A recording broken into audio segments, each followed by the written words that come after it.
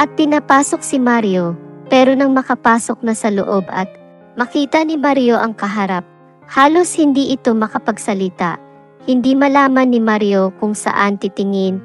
Nakatayo lang siya sa may pinto at hindi mailapag ang hawak. Si Lara kasi ay nakasuot pa ito ng maluwag niyang kulay puting pantulog at litaw talaga ang ganda at hubog ng katawan. Nakatitig lang si Mario sa mukha ng magandang asawa ni Brian. Welcome sa Kwentong Masarap. Kung ikaw ay bago lamang na napadpad sa ating channel at nais mo ng ganitong mga content, huwag kalimutan mag-subscribe, mag-like at share ang ating mga videos. Maaari rin kayong mag-comment sa ating comment section. If meron naman kayong mga story na tulad nito, maaari ninyong isend sa ating email account na nakalagay sa ating description. Ngunit kung sa iyong palagay ay hindi nararapat sa iyo ang temang ito, huwag na lamang pong manood at scroll down na lamang. Maraming salamat! Mario, kumusta? Nagawa mo na ba yung usapan natin? Sir, nabisi po ako nakaraang araw, kaya hindi ako nakapunta sa bahay ninyo. Akala ko pa naman okay na tayo sa usapan natin. Gagamitin ko pa naman ang computer sa Saturday. Mamaya po sir. Pag uwi ko, gagawin ko agad. Pagkatapos ko, dadalhin ko agad dyan sa bahay nyo. Sige, kapag wala ko, nandoon naman ang wife ko. Iabot mo na lang sa kanya ang usapan ni na Mario at Brian. Si Mario ay nagtatrabaho sa isang tindahan ng computer sa Quezon City, kung saan maraming nagpapagawa at bumibili ng mga bago at second-hand na computer at iba pang mga gadgets. Kapag day off, nagre-repair ng mga sirang PC at pag-upgrade. Sa ibang mga tao na hindi makapunta sa shop, nag-home service siya. Minsan dinadala niya sa kanyang bahay at pagkatapos na doon na niya ibabalik, nagpo-post siya sa online at minsan tinatawagan lang siya. Minsan doon mismo sa bahay ng kausap niya ginagawa, pero dahil busy sa trabaho si Mario, hindi niya nagagawa ang pakiusap sa kanya ni Brian na pag-upgrade ng kanyang computer. Addict na kasi sa laro online si Brian. Kung makapag-demand naman itong si Sir Brian, akala mo malaki ang ibabayad, kung hindi nga lang sa pakiusap ng tropa ko. Hindi ko tatanggapin yun, sabi ni Mario, habang papauwi sa bahay, matapos magkita sa kalsada ang dalawa at pilitin na patapos sa kanya ang ginagawa. Mahal, bakit nakasimangot ka na naman?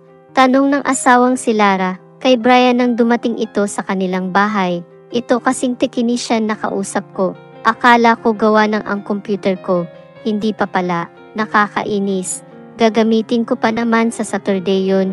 Sambit ni Brian habang papasok sa bahay nila. Si Lara naman ay wala nagawa kung hindi pagmasdan na lang ang asawang naiinis. Pero sa totoo lang, natutuwa si Lara dahil wala ang computer nito. Ibig sabihin solo niya ngayon gabi si Brian. Hindi ito makakalaro online at sigurado na siya ang lalaruin ng asawa. Nakangiting sabi ni Lara. 3 taon na kasing mag-asawa si Lara at Brian. Hindi pa rin ito nabibigyan ng anak na medyo kinaiinipan na ni Lara sa madalas kasi na pagkahumaling ng kanyang asawa sa online games. Minsang madaling araw na ito, natutulog. Kung hindi pa niya pipilitin, hindi pa matutulog. Parang nasasanay na nga siya na hindi katabi ang asawa. Nakukontento na lang si Lara sa pagyakap sa unan sa gabi. Kaya nang malaman niya na hindi pa maibabalik ang computer ni Brian, naghanda talaga ito. Nagpalit siya ng mga kobre kama at punda ng mga unan. Binuksan na rin niya ang aircon at pinalamig na ang kwarto. Pagkatapos kasi nilang maghapunan, kapag nandyan ang computer ni Brian, upo na ito sa harap. At sigurado na buong magdamag itong nakaharap sa kanyang computer. Pero ngayon sira ito. Siguro ay babawi si Brian sa kanya. Mahal, halika na, pahinga na tayo, yaya ni Lara sa asawa. Sige, sandaling, maliligo lang ako. Ang init kasi kanina, kaya parang ang lagkit ng katawan ko. Sabi ni Brian, sa narinig ni Lara, napangiti talaga siya. Sa wakas, muli niyang mararanasan sa ngayon ang una niyang naranasan noong pagkatapos ng kanilang kasal. Habang tumatagal kasi ang pagsasama nila, madalas ay pagod si Brian at dahil nga adik ito sa online games, Hindi na nito napapansin na nagkukulang na siya sa kanyang asawa. "Mahal, bilisan mo na dyan," sabi ni Lara habang hinintay ang asawa na lumabas ng banyo. "Ikaw talaga, siguro sinadya mo talaga na sirain ang computer ko. Yung mga tingin mo na yan, parang alam ko na yan," sabi ni Brian sa asawa. "Meron ka talagang hidden agenda." Nakatawang sabi ni Brian. "Bakit ko naman sisirain iyon?" sabi ni Lara, sabay yakap kay Brian. Dahil ngayon na lang muli silang sabay matutulog, sinamantala na nila ang pagkakataon. Si Lara na mismo ang unang gumawa ng hakbang para maging masaya ang kanyang asawa at sa muli ay pinadama niya ang pagmamahal sa kanyang asawa. Subalit, pagkatapos ni Brian, hindi nagtagal nakatulog na agad ito. Tumayo si Lara mula sa pagkakahiga at inis na lumabas ng kwarto. Samantalang si Brian ay nakangiting naghihilik agad. Minsan na nga lang mangyayari ito. Hindi man lang niya ako inisip. Halos maiyak sa inis si Lara. Ang kanina lang nakasabikan niya at nais matulog ng mahaba ay nawala at inis ang pumalit dito. Nakakainis talaga. Papainitin ka lang tapos tutulugan ka lang pala, sabi ni Lara habang nakadungo sa bintana. Hindi man lang kasi hinintay ni Brian na makatapos ang asawa. Lagi na lang si Lara nag-a-adjust kapag ganun. Ilang araw niyang pinaghandaan, tapos mapupunta lang pala sa wala. Umiiling na lang si Lara. Inunawa na lang niya kahit paano ang asawa.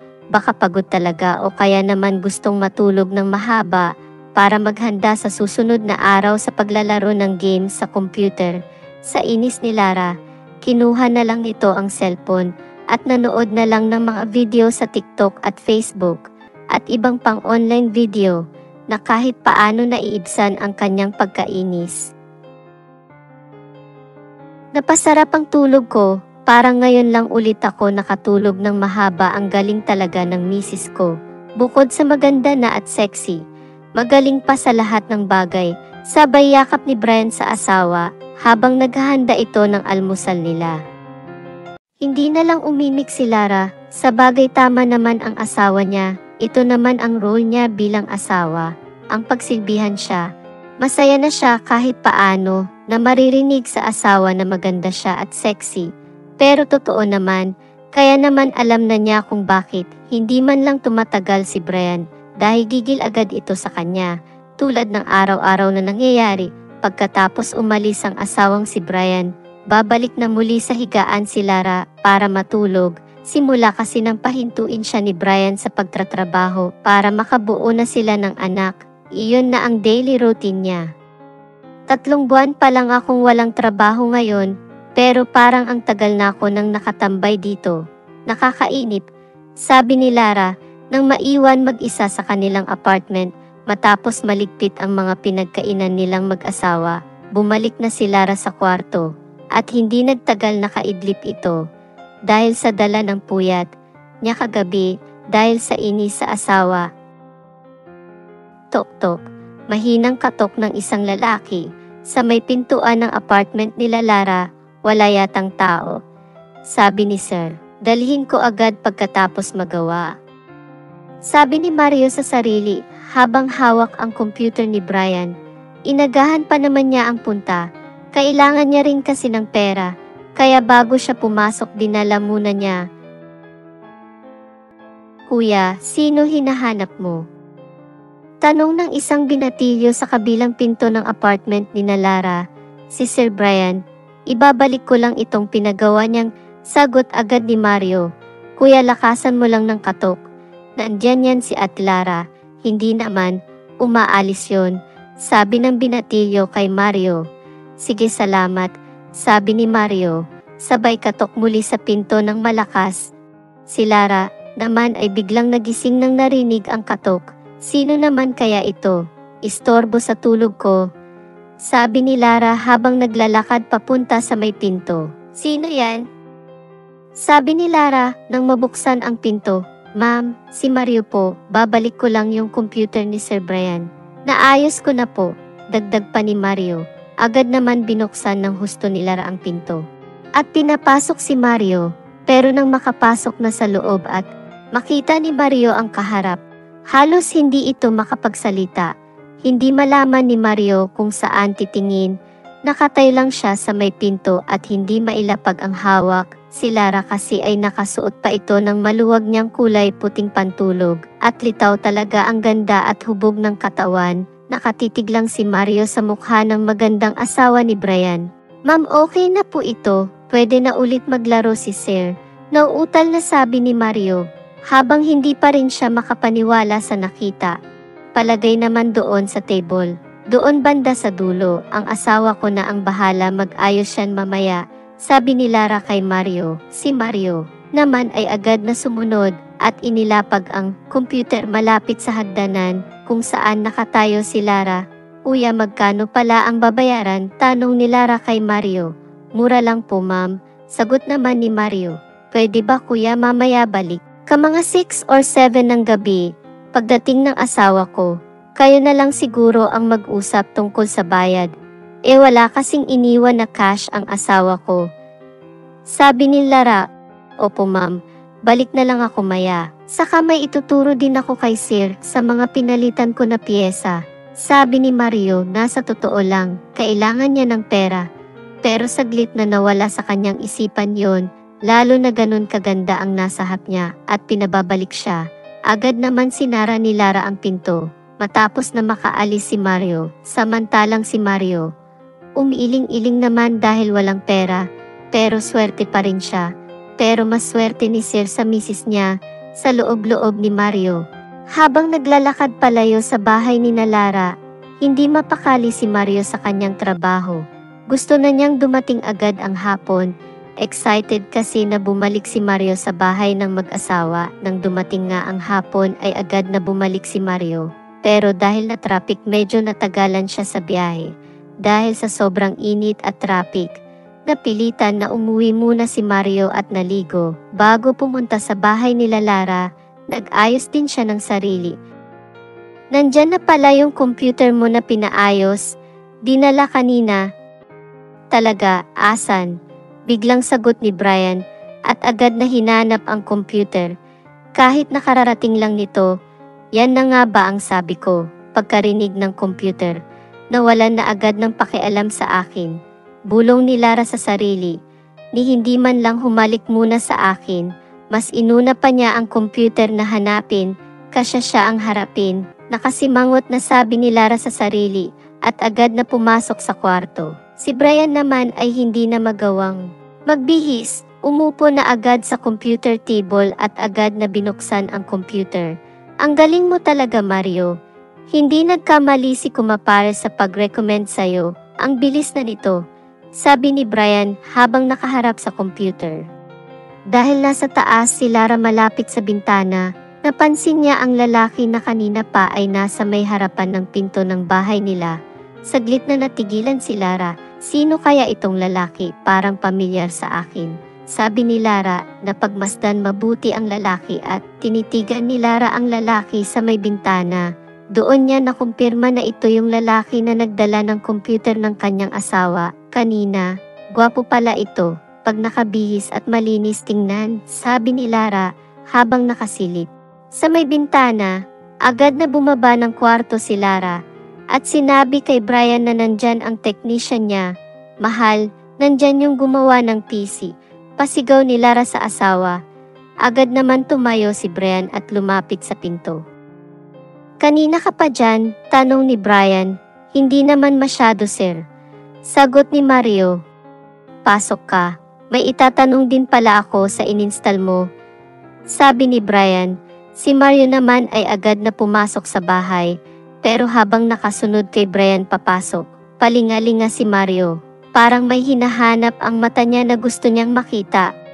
Upo ka, sabi ni Brian. Agad naman umupo sa sofa si Mario. Mahal, dalhan mo naman kaming maiinom dito. Nang marinig ni Lara iyon, agad siyang bumaba at pumunta sa ref at naghanap ng maiinom.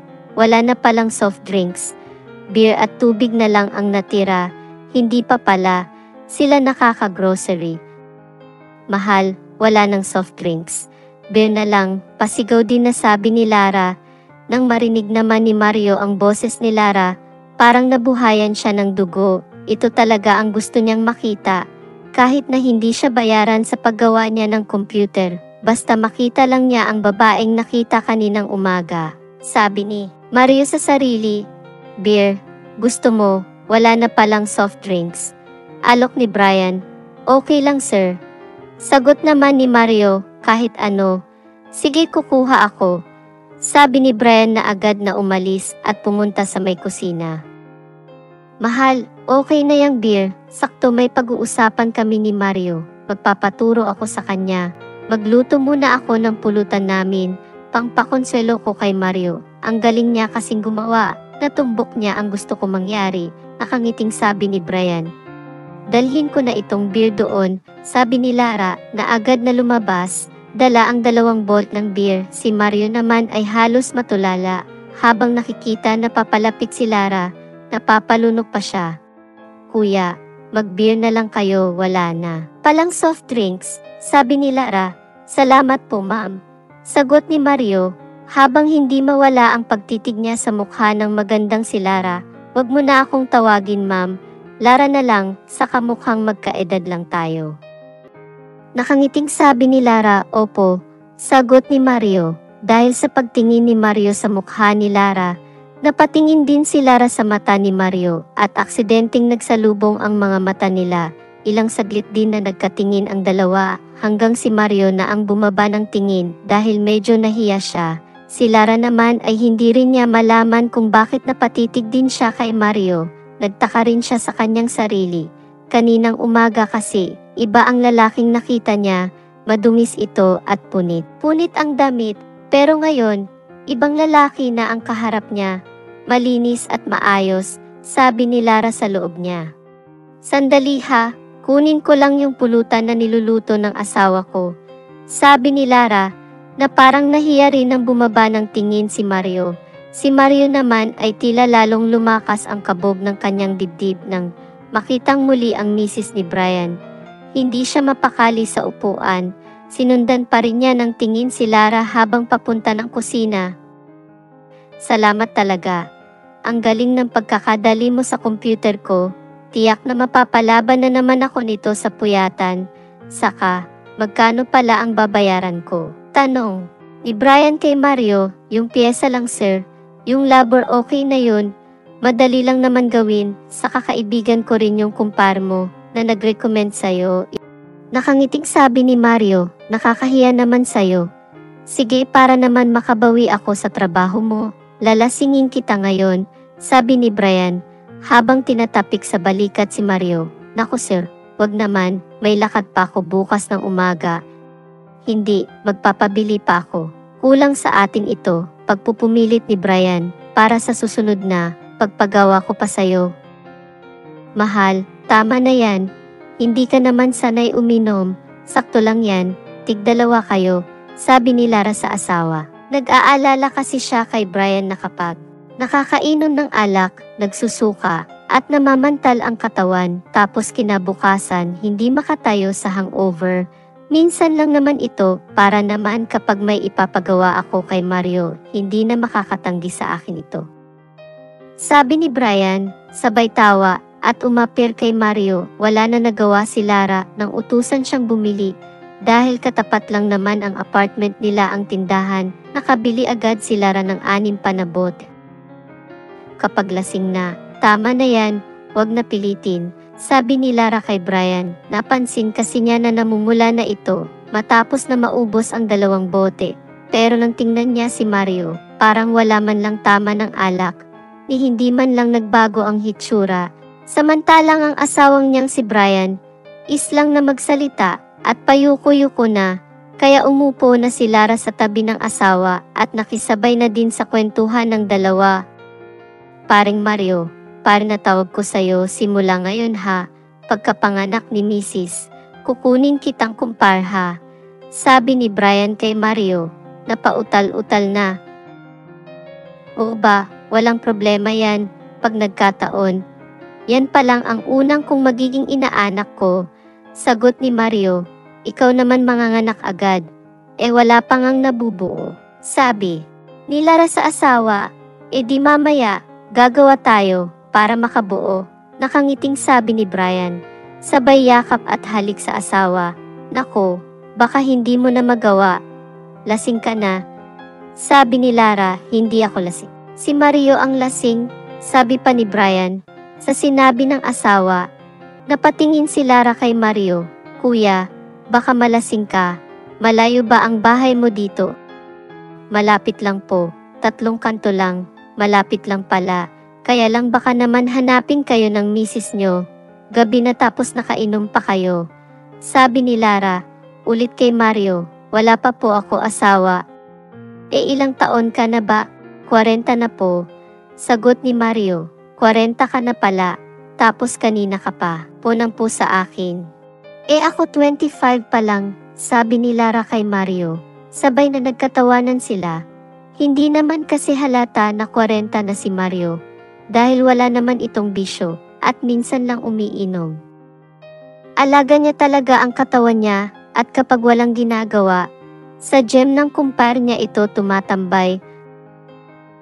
Mahal, tingnan mo siya, 40 na siya, pero hindi halata. Sabi ni Lara sa asawa, parang sinabi mo ngayon matanda na ako. Biglang sagot ni Brian, na parang naiinis. Wala naman ibig sabihin si Lara sa sinabi niya, pero kung pagkukumparahin niya ang dalawa, 30 pa lang si Brian, pero parang mas matanda na ito kay Mario. Mataba kasi si Brian, at kahit ang pagpapagupit ng buhok ay hindi nagagawa. Dahil sa online games madalas ito nakatutok. Hindi na sumagot si Lara sa asawa dahil baka pag-awayan pa nila ito. Hindi na rin nagsalita si Brian, kaya nang tingnan ni Lara ang asawa, nakapikit na pala ito at tulog na sa upuan habang nag-uusap sila. Mahal, tulog ka na agad. Halika na sa kwarto, sabi ni Lara kay Brian habang tinatapik ang mukha. Pero talagang lasing na si Brian. Kuya, pasensya ka na. Hindi kasi sanay uminom ito. Pwede bang patulong? Dali natin sa kwarto namin. Ang bigat kasi nito. Sabi ni Lara kay Mario.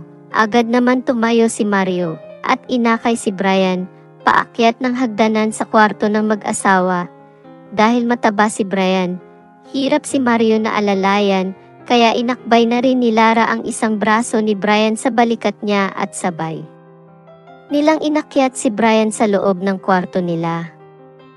Salamat kuya, sabi ni Lara nang mailapag na nila si Brian. Okay lang, uwi na rin ako. Sabi ni Mario, babalik na lang siguro ako next day. Hindi namin kasi natapos ang usapan tungkol sa pinagawa niya. Habang dahan-dahan na bumaba sa may hagdanan si Mario. Pero nang papalapit na sa may pinto si Mario. Kuya, sandali, tawag ni Lara, nabayaran ka ba ng asawa ko sa paggawa mo ng computer? Hindi pa, pero okay lang, kahit bukas na. Sandali ito, kunin mo muna, yung kulang bukas. Sasabihin ko kay Brian, habang inaabot ni Lara ang 1,000 kay Mario. Kahit na medyo nahihiya, inabot pa rin niya ang pera. Kailangan niya rin talaga, pero nang kukunin na ni Mario ang pera, hindi siya sa pera nakatingin kung hindi sa mukha ni Lara. Makita ko lang ang maganda mong mukha, bayad na si Sir, sabi ni Mario, habang nakatingin pa rin ito kay Lara. Si Lara naman ay nabigla sa narinig, hindi niya alam kung bakit parang natuwa siya sa sinabi Mario. Hindi siya makakilos sa pagkakatayo, at sabay din na napatitig ito sa mata ni Mario. Kaya muli na naman nagsalubong ang mata nila, tulad kanina, kaya hindi na nag-aksaya ng oras si Mario. Agad niyang nilapitan si Lara. At agad na inilapat ang labi nito sa babaeng kanina pa niya tinititigan. At pinapangarap, si Lara naman ay hindi malaman kung bakit hindi tumanggi. Dahil sa pangalawang pagkakataon, may isang labing mainit ang dumampi sa labi niya, malambot at mapusok at hindi siya makaiwas. Ang kanina lang na tinititigan na labi at mukha ni Mario. Hindi siya makapaniwala na nasa harapan na niya. Ang akala niyang pangarap lang, ngayon ay natutupad na. Si Lara naman ay wala nang pakialam kung nasa taas man ang kanyang asawa o baka magising ito at makita sila. dahil ang pagkauhaw ni Lara sa madalas na ginagawang pagtulog ng asawa ay pinupunuan lahat ni Mario. Tama nga ang asawa niya. Magaling si Mario maggawa at natumbok nito ang gusto niya. Dahil bawat galaw ng kamay ni Mario ay tiyak na tamang piyesa ang tatamaan. Kinagat na lamang ni Lara ang kanyang labi nang tuluyan pumasok ng pintuan si Mario. Ang magaling na computer technician ng kanyang asawa, iba si Mario. Hindi tulad ni Brian, matibay ang resistensya at sanay-sanay na kumalikot ng piyesa. Sabi ni Lara bago niya inatid si Mario sa may pintuan ng apartment nila para umuwi na, mag-umaga na kasi. At baka magising na ang kanyang asawa. Dumiretso si Lara sa banyo nang makaalis na si Mario at matapos ligpitin ang pinag-inuman ng dalawa, pero hindi pa rin mawala sa isip niya si Mario, ang lakas niya. Kakaiba siya, sabi ni Lara, habang nakahiga sa kama at katabi ang asawa na tulog at alam niya matutulog siya na may ngiti sa labi. Iniisip din niya na siguro nasa bahay niya na ito dahil sabi ni Mario, 3 kanto lang ang bahay ni na Mario sa apartment nila. Sakit ng ulo ko, nasobrahan yata ako kagabi, sabi ni Brian nang bumangon ito, dahil may pasok pa siya sa opisina.